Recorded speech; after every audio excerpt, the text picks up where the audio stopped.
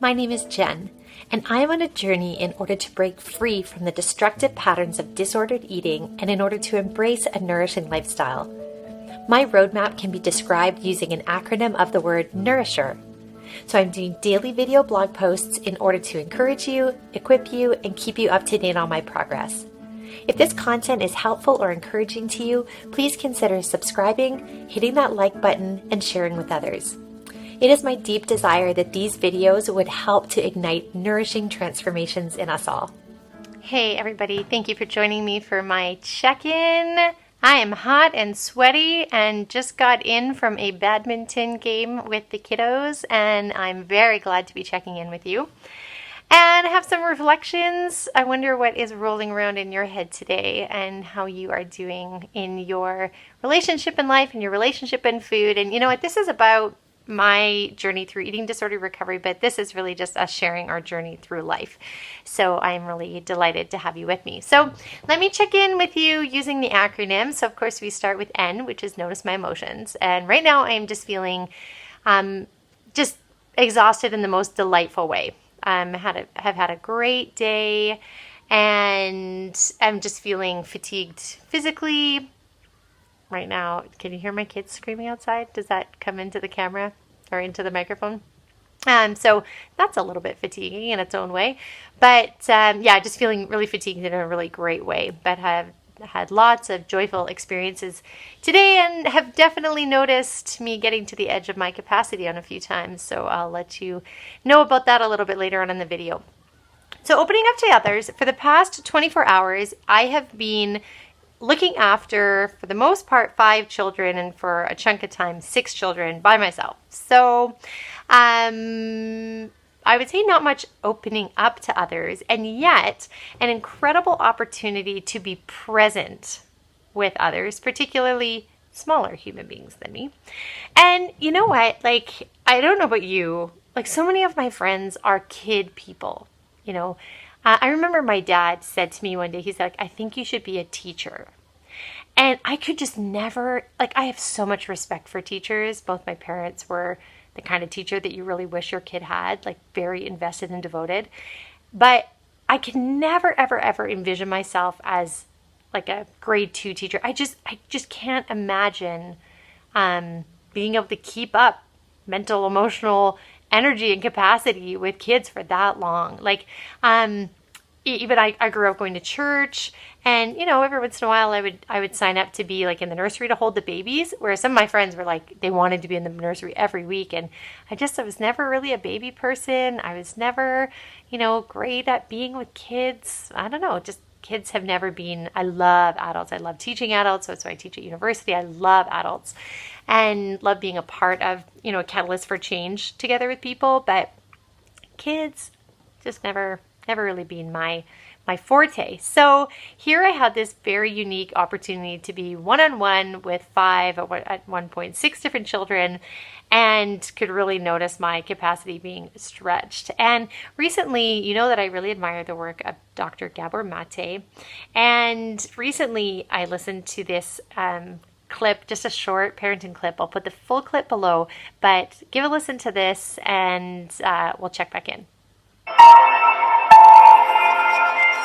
When it comes to my relationship with my children, is that first lesson of happiness is the greatest gift I can give them. Yeah. Those first 7 years are very important. Are there other things? Actually, the first 7 years are crucial. I would say the first 3 years are the nub of it. I always say to people, you get the first 3 years right, you can relax. If you don't get the first 3 years right, you'll be practicing remedial parenting for decades. And what does screwing it up look like? How would you know? Well, first of all, you'd know because there I am with my son, and I'm not finding rest in it. So I don't know how to be there with him. I don't know how to be there for him. And I was like that. I was always waiting for my kids to grow older when I could intellectually engage them, and now we'll have something in common. But the sheer act of being, or the sheer state of being, I could never achieve with them. And it's interesting because I look at my brothers. They're so wonderful with little kids. They're so spontaneously there for them. I never knew how to do that. Because the real relationship doesn't depend on words. It depends on the capacity to be with. And I can sense just that energy from you. I'm just here with you. Yeah. And I'm here. And I welcome your presence. Right. And I welcome you to exist in my presence. And I'm overjoyed to have you in my presence. Right. That's what the child needs from the parent. And that's communicated with body language and everything. And through the energy that you exude. And they can feel it. They can actually feel it. Wow. They can't name it, but they can feel it. Okay, and that already starts changing their personality right there. That shapes their personality. Okay, so that clip for me is like, oh, what does it even bring up in me? Like, it brings up almost a little bit of despair, because I just feel like, I'm a doer. I am just such a doer, and it is so hard for me to just be with myself, let alone for me to be with another adult, let alone to be with a kid. And so this is like, it's motivating and really kind of discouraging in that I just recognize how I have such a lack of capacity in this particular area. And yet, how beautiful it's been for me to have a handful of people who I really experienced this, just being welcome to be in their presence. And so I watched this actually before I happened to spend time with this group of kids. And so what I did was I actually tried to say that kind of like out loud in my brain of, you are welcome in my presence, and I am delighted to be with you right now. And I'm trying to get into the habit of saying it to my kids more often, and I think actually it probably fits into the rewiring my brain area, because even saying that out loud, I am just delighted to be with you right now. Or my husband and I often say to the kids, what do you think was my favorite part about this experience? And they've gotten to the point where they always just smile and answer, and they say, me, I was your favorite part. And we say, yes, being with you is my favorite part. And yeah, so I'm making strides in this area, but really notice that I have some huge runway to go when it comes to learning how to just be, and learning for other people, especially little people, to just feel welcome in my presence, and not like I'm, some type of a, I don't know what little people, I should ask them more. I ask my kids sometimes, like, what are the good parts about being mommy's daughter? And sometimes I ask them, well, what are the bad parts about being mommy's daughter? And I love that conversation that comes up, and I get to hear those things. So anyway, that feels big. That feels like, if it takes me the rest of my life to learn that, then I'm in. I'm in for the journey. Join me on it. What have I skipped? I skipped understanding the cycle. Okay, so being around lots of children, especially lots of children, and mine included, are very high energy. And I just recognize that my capacity to handle, loud sounds, loud, big motions, like all this kind of stuff is very low. So like last night when we were all together with me and all of these kids, it was so, like, I always knew where the food was. It was like I had like this radar sense of like, okay, I could go and eat this right now.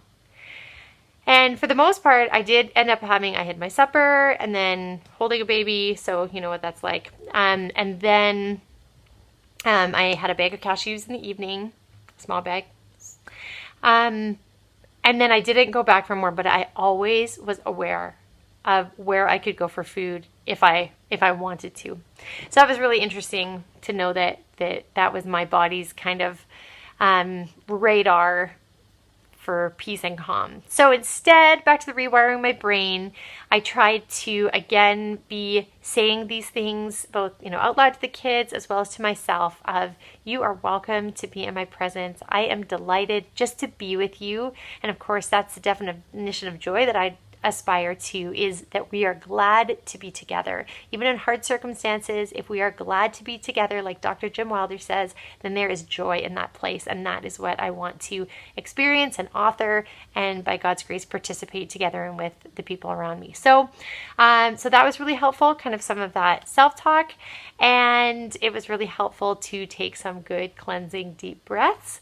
And the one thing I noticed at one point, I was caring for our friend's little baby who is just so precious. And he would, at one point, kind of when he realized, okay, wait a second, like my mom's not coming back for a while, is she? He would just kind of snuggle into me and just weep, just cry. And he wasn't fighting or fussing. He wasn't pushing away. He just cried. And I think that would have been very upsetting for me. I think that normally my heart rate would have risen. And sorry, I'm jumping all over. Maybe this is notice emotions again. But I noticed that I had the capacity to just sit with him and just hold him in his tears. And so that was really amazing. I think that that's due to some great rewiring of the brain. And that was really sweet just to be able to say, yeah, I'm glad to be with you when you're sad right now, and for that not to be really anxiety provoking. When my kids used to cry, it was really anxiety provoking for me. So, where am I? Insulin friendly eating. Insulin friendly eating, of course. I mentioned that having that food radar, but other than that, it went very well. And I did make some alternative choices because I was feeding my children. They had grilled cheese sandwiches on whole grain, and I accidentally froze all the vegetables last night. We were staying overnight somewhere else, somewhere new, and I plugged in the fridge, not realizing what area of the fridge was the freezer. So I had frozen lettuce and frozen mini tomatoes that were actually pretty good until they thawed. And anyway, so dinner was kind of a bit of a crapshoot. But anyway, so I fed the kids something different, and I had fish, and what else did I had? Fish with sun-dried tomatoes and cilantro. Always cilantro. It was very good. Also, sleep. Yeah, sleep. Even though I was hosting a sleepover with these kids, sleep went very well. And actually, I didn't have a disruptive sleep for the first time in a long time. So even though it was a little on the short side because of little girls who were giggling, it was a very good, very restful sleep, which I'm very grateful for. And hydration also went good, although so far today I have not hydrated well enough. So I will say goodbye to you and then go and get a nice big glass of water. Exercise has been just so natural. You know that I love it when, like Dr. Mike Evans always talks about, if you can incorporate exercise and body movements, just healthy body movements into your everyday or social activities, or just walking to the store as opposed to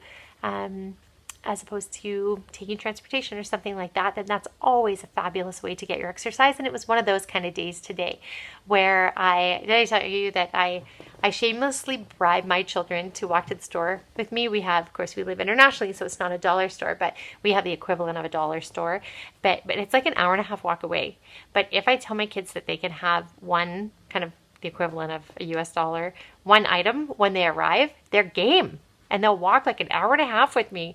So I figure, hey, for $3, that's a great workout for all of us. So today we had a really nice long walk that was just so delightful to be getting the vitamin D from the sun and enjoying chatting. And we had their friends along as well. So it was so lovely.